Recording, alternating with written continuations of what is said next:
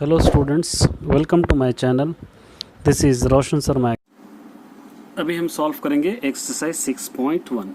देखिए first question, in which of the following situations does the list of number involved make a arithmetic progression and why. इसको क्या करना है, arithmetic progression बनाना है, अगर है तो, और क्यों है प्रूफ भी हमको करना है. फर्स्ट देखिए, the taxi fares after each kilometre when fare 20 for first kilometre raised 8 kilometre for addition 8. तो क्या कर रहा है, एक टैक्सी के फेयर्स है तो पहले किलोमीटर्स को 20 रुपीज़ लेगा, उसके बाद हर किलोमीटर को क्या करेगा, उन्हें 8 रुपीज़ बढ़ाएगा. इसका सॉल्व हम यहाँ पर करेंगे.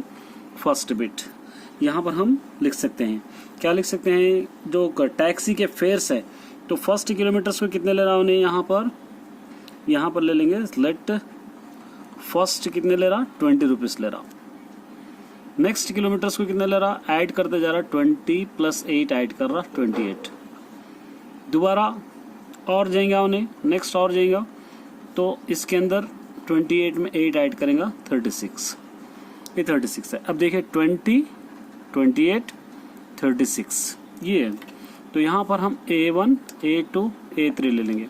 इसको A2 - A1 करके A3 - A2 करेंगे. 28 - 20, 36 - 28. अब इन दोनों को माइनस कीजिए, 8 = 8.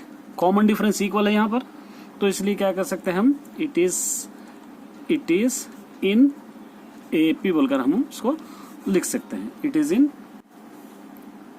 अभी हम सॉल्व करेंगे third bit. The cost of digging a well.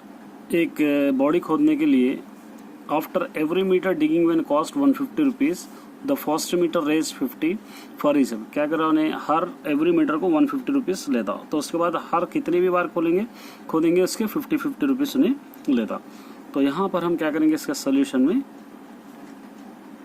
Third bit क्या लिखेंगे, द कॉस्ट ऑफ डिगिंग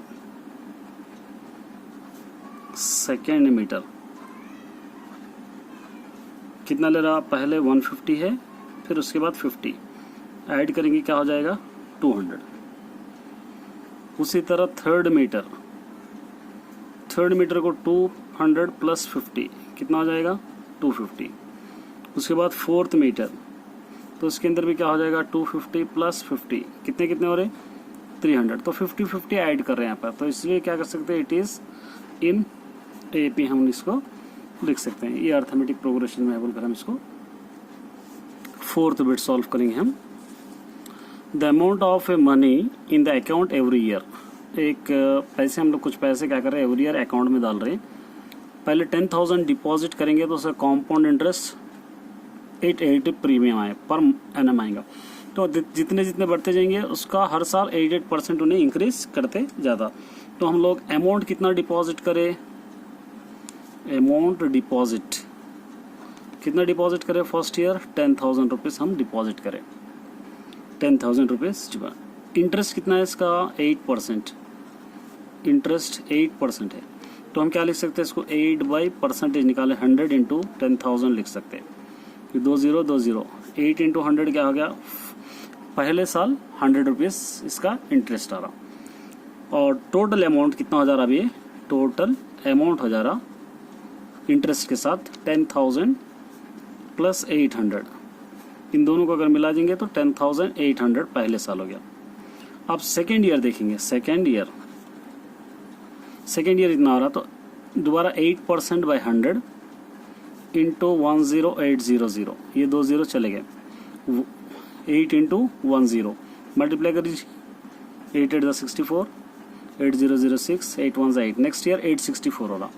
तो इसका टोटल अमाउंट कितना हो रहा है यहाँ पर, 10,800 में 864 ऐड कीजिए, 10,800 864, 4 6 16 कैरी 1 1 1 इतना हो जा रहा. अब थर्ड ईयर देखेंगे. थर्ड ईयर के लिए टोटल 8% बढ़ा रहा बाय 100 इंटू टोटल अमाउंट कितना है इसका, 11664 है, 11664 ले लेंगे. अब इसको कैंसिल करेंगे, 2 5 = 10, 2 8 = 16, 2 3 = 6, 2 2 = 4, 2 5 = 10, 0, 2 25 फिर 2 2 4, 2 9 18, 2 9 18, 2 1 2, 2 6 12। क्या हो रहा है यहाँ पे 8 इंटू 2 9 1 6 बाई 25, 2 9 1 6 बाई 25 हो जा रहा। अब यहाँ पर अगर यहाँ पर देखिए आप इसको मल्टीप्लाई करके डिवाइड करते बेहतर यहाँ पर देखिए आप पहले साल जो है 10,000 है, उसके बाद बढ़ रहा 10,800 और उसके बाद कितना बढ़ रहा है यहाँ पर बढ़ा 10,1164। तो इन दोनों का डिफरेंस क्या हो रहा, कॉमन डिफरेंस अलग अलग आ रहा है यहाँ पर। अगर आप चाहे तो इस तरह लिख सकते हैं 10,000 पहले उसके बाद 10,800 लिख सकते, 10,800 लिख सकते, उसके बाद 1164 लिख सकते, 11 कितना आ गया 11664 लिख सकते। अगर इसका कॉमन डिफरेंस देखेंगे आप तो क्या हो जाएगा A1 A2 A3, दोनों को अलग अलग कीजिए आप, क्या हो जाएगा A2 minus A1 is equal to A3 minus A2। अगर आप करेंगे इसके अंदर तो क्या आ जाएगा ये 10800 माइनस 10,000, इन दोनों को माइनस करेंगे तो 800 आ जाएगा।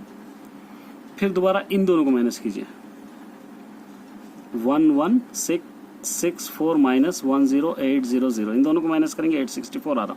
ये दोनों क्या हो गया यहाँ पे डिफरेंस है, तो it is not in AP बोल के आप लिख देना। ये फर्स्ट क्वेश्चन हो गया आपका। अगर एक्सप्लेनेशन अच्छा लगा हो तो वीडियो को जरूर सब्सक्राइब कीजिए और साथ ही बेल आइकन को दबाना न भूलिए ताकि नए आने वाले वीडियोस आप तक जल्दी पहुंचे।